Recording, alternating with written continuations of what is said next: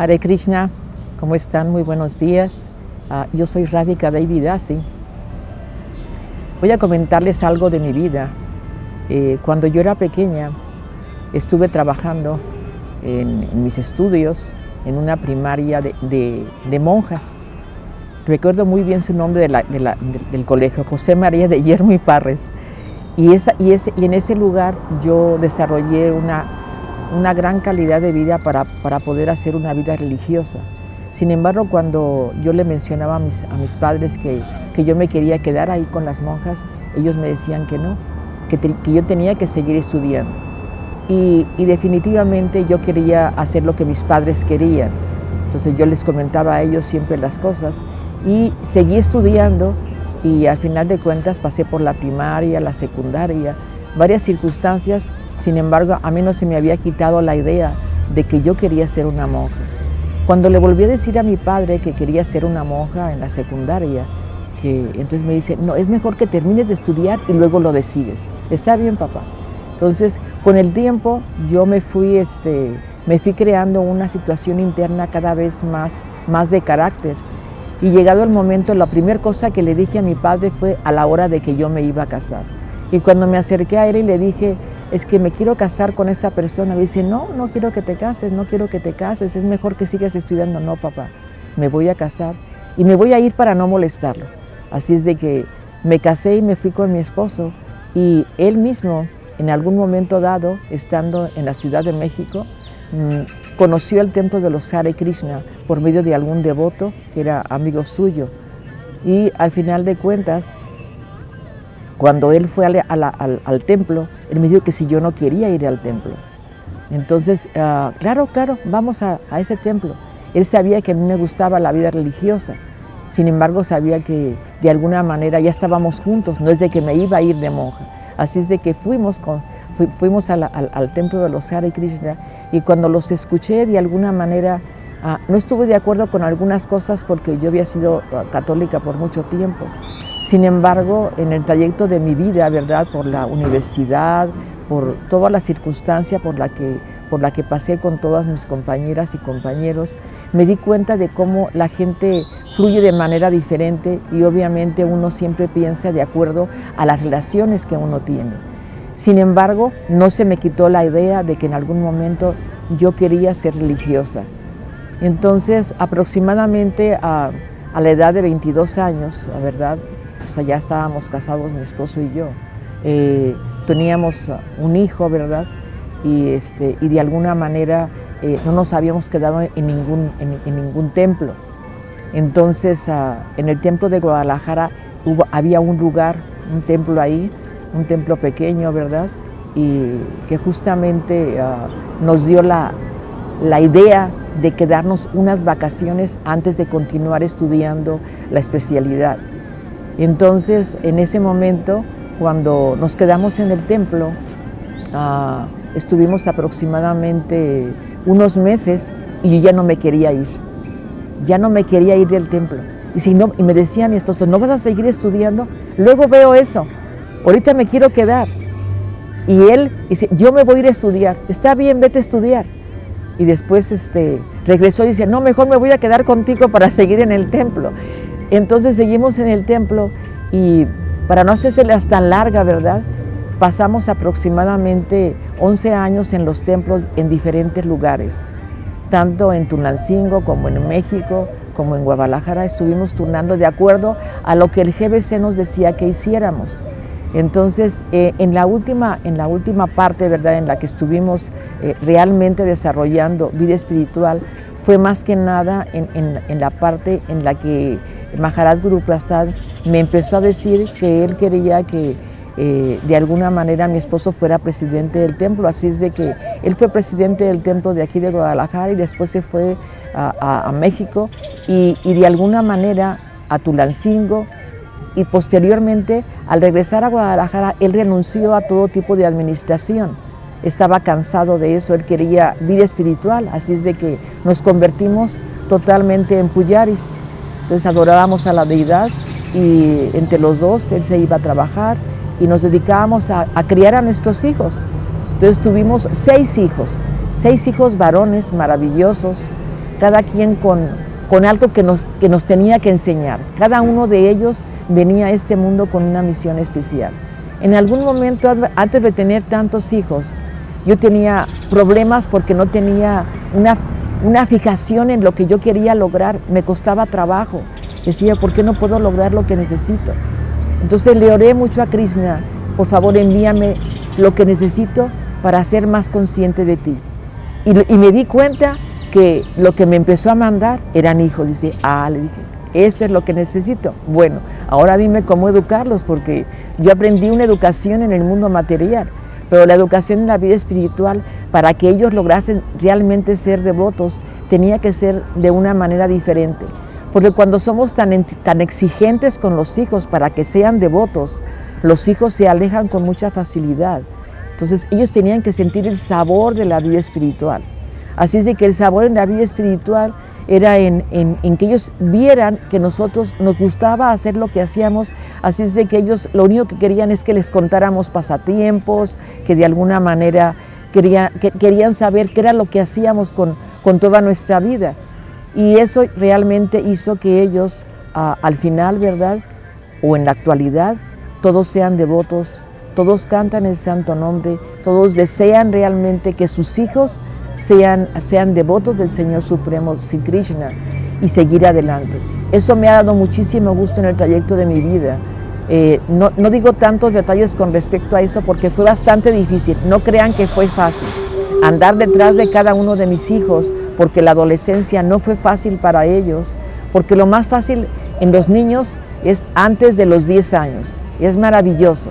Le obedecen a uno en todo, hacen cosas muy buenas, pero cuando les llega la adolescencia, ellos quieren hacer algo con lo que se sientan libres, que realmente están haciendo lo que a ellos les gusta. Eso es la adolescencia. Y obviamente no era tan sencillo para ellos hacer lo que yo quería. Y yo tenía que hacer alguna cosa para que ellos hicieran lo que quisieran, pero realmente que llevaran el consejo de los padres. Si no, iban a llevar un consejo solamente de golpes y de que de alguna manera tenían que hacer algo que nosotros queríamos, y eso no queríamos nosotros. Si en algún momento los castigamos por muchas circunstancias, detalles y todo así, sí los castigamos de alguna manera, pero no eran golpes así en la que casi los desbaratamos para que nos obedezcan. Y eso, verdad, con el paso del tiempo hizo que ellos pasaran por donde tenían que pasar. No todos ellos estudiaron una carrera, quizás nada más hasta la preparatoria, y la mayoría de ellos estudió Ayurveda. Sin embargo, eso les ayudó para que siguieran estudiando lo que yo más quería, que estudiaran el Bhagavatam, el Bhagavad Gita, y eso es lo que hacen hasta ahora, y veo cómo a sus hijos les enseñan justamente a ser conscientes de Krishna. Es maravilloso ver eso. Eso ya con el paso del tiempo, ya que nosotros estamos en estos momentos, mi esposo y yo, en una plataforma de Banapastra, nos fuimos a Aguascalientes, y ahí comenzamos una plataforma diferente, ¿verdad? Pero en el lapso de tiempo que estuvimos, por ejemplo, en Guadalajara, que estuve en la última fase en la que Maharaj Guru Prasad le pidió primero a mi esposo que por favor se quedara como presidente del Templo de México. Le dijo él que no, que él ya no quería ser presidente. Dice, entonces le voy a decir a tu esposa, pues pregúntele si ella quiere.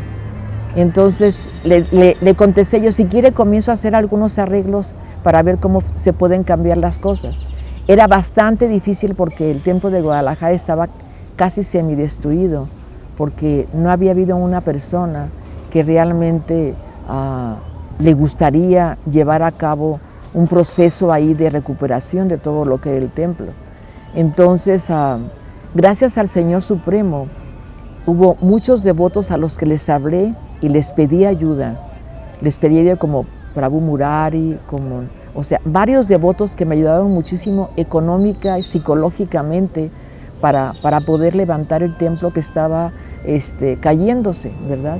No había una cocina adecuada, los cuartos estaban con goteras, era una situación bastante difícil. Entonces dije, voy a intentar hacer eso, y si usted ve que progresa, entonces continúo. Por la misericordia de Krishna me empezaron a ayudar cada vez más y más devotos en el templo. Y de alguna manera eso hizo que pudiésemos lograr que el templo avanzara y pudiésemos ya decir que estábamos en el templo del Señor Jagannath, que para nosotros, como yo me crié espiritualmente en el templo del Señor Jagannath, el ver el templo en esa situación me causó mucho estrés y tenía el impulso de hacer algo para que mejorara. Y si no hubiera sido por el apoyo de tantos devotos que estuvieron ahí al pie del cañón, como dice el dicho, para seguir adelante, probablemente yo sola no hubiera podido hacer nada. Porque no solamente es el hecho de llegar y dar instrucciones y decir tienen que hacer y tienen que hacer. No, es que los devotos se tienen que sentir queridos y apreciados y que saber que les estamos dando instrucciones no solamente por darlas, sino porque van a avanzar en su vida espiritual. Y que si hacemos algo para que el Señor Jagannath esté contento, cocinar mejor y todo eso, eso va a hacer que nosotros seamos muy felices. Y obviamente pasaron muchas cosas en ese lapso de tiempo porque fue desde el 2010 hasta el 2015 que me quedé ahí en ese templo tratando de hacer todo lo que les estoy mencionando. Y se me fue como ¿qué les dirá? Como unos meses. Ya cuando volteé y vi el tiempo que había pasado, dije, en realidad no he hecho nada, pero lo han hecho los devotos. Porque en ese momento ya muchos devotos estaban dentro del proyecto y estaban haciendo cada quien su servicio. Eso me dio mucho gusto porque cuando yo tuve un problema físico, empecé a enfermar y todo eso, sabía que tenía que dejar ya la situación administrativa. Entonces hablé con mi maestro espiritual y él dijo, tienes que alejarte de la situación administrativa y tienen que irse, como les mencioné, a Aguascalientes. Entonces, en ese momento dejé el templo, busqué a alguien, no es que lo dejé solo el templo, busqué a alguien que realmente tuviera gusto por hacerlo. Entonces, la persona que está ahorita en estos momentos en el templo, Govinda, a pesar de que muchas personas lo critican, tiene una gran determinación por servir al Señor Jagannath. Y sé que el carácter de cada uno de nosotros es diferente y quizás él tenga su manera de hacer las cosas, pero yo le he orado mucho a Krishna para que él siga adelante y que logre que en ese templo realmente se acepten a muchos devotos. Sé que en estos momentos él no acepta a esos devotos porque piensa que se van a aprovechar de la situación del templo, pero yo sé que con el paso del tiempo él va a escuchar a Krishna en su corazón que le está diciendo que necesitamos crear más personas conscientes de Krishna y muchas veces no las creamos porque no les damos las facilidades. Entonces esa es una parte, ¿verdad? Y ahora que estamos nosotros en Aguascalientes, hemos creado un proyecto, ¿verdad? Como es un proyecto en el que no aceptamos personas que vivan en ese lugar, es un centro nada más en el que predicamos y hablamos de Krishna. Cuando nosotros llegamos ahí, lo primero que hicimos es ir a las universidades, a todas las universidades que pudimos, donde nos dieron la oportunidad de hablar con los alumnos para explicarles que los invitábamos para que siguieran un proyecto que teníamos para eso, autoestima y superación personal con la Bhagavad Gita. Con ese proyecto comenzamos nosotros en Aguascalientes en todas las universidades. ¿Y cómo es con la Bhagavad Gita? Para eso tienen que ir ahí al centro de prédica. Y entonces en ese centro, no les decíamos el centro de prédica, les decimos en el centro donde estamos nosotros situados, para que escuchen qué es la Bhagavad Gita. Es un libro maravilloso que habla de cómo podemos ser mejores personas de una manera más práctica y sencilla. Y eso de alguna manera hizo que las personas fueran yendo poco a poco al centro de prédica y empezamos a crear más personas. Había ya varios devotos ahí en el lugar de Aguascalientes y ellos también empezaron a ir, ¿verdad? Y de alguna manera empezamos a hacer programas, cursos como los que les menciono para que la gente se sintiera atraída. Actualmente quizás muchos devotos siguen yendo y muchos no están yendo. Hay gente nueva, de hecho acabamos de efectuar un programa, ¿verdad? El programa del señor Ramachandra hace unos días y se llenó ahí de una situación increíble, ¿verdad? En la que vimos cómo la gente realmente estaba deseosa de escuchar vida espiritual. Entonces, la mayor parte de nosotros pensamos que la gente quiere solamente ir a hablar de cosas materiales. Pero cuando comenzamos a hablar de cosas materiales, siempre hay algún devoto que dice, mejor hay que hablar de cosas espirituales, ¿no? ¿Por qué mejor no hablamos de Krishna? Porque casi siempre después de las clases sigue el prasadam. Y en el prasadam, cuando no estamos alimentándonos con el alimento espiritual, la mayoría puede hablar lo que guste, de la situación que guste, ya sea de su casa, de situaciones personales, de sus situaciones para pedir consejo, y eso hace que hablemos de cosas diferentes. Sin embargo, a veces caen algunos de los devotos en hablar de cosas así como la pandemia, y se va el rollo de la pandemia a situaciones que nos hacen cambiar el ciclo de lo que realmente queremos lograr en el centro. Y siempre algún devoto dice, mejor hay que cambiar, mejor nos regresamos a hablar de Krishna, ¿qué les parece? Y eso me gusta mucho porque obviamente todos ellos están deseosos de hablar de Krishna. Eso nos hace que cada vez tengamos mejor capacidad para lograrlo. No siempre podemos hacer las cosas como nosotros queremos, porque obviamente los cambios que hemos tenido, ahorita que tenemos ahí también el programa de Ayurveda, que hay varias clases de Ayurveda ahí, o sea, porque se invita a cursos. Este programa del Centro de Prédica comenzó llamándose Ayurveda y después Ayur Yoga, y entonces eso hizo que la gente se atrajera porque quería saber cómo sentirse mejor físicamente, y los dejamos que sintieran eso, para sentirse mejor físicamente, pero al hablarles del Bhagavad Gita, del Bhagavatam, entonces ellos empezaron a preguntar. Entonces tuvimos que mezclar justamente el Ayurveda con todo eso para al final de cuentas, cuando alguien tiene que dar la clase de Ayurveda, al final le da un proyecto, ¿verdad?, de cómo cantar el santo nombre.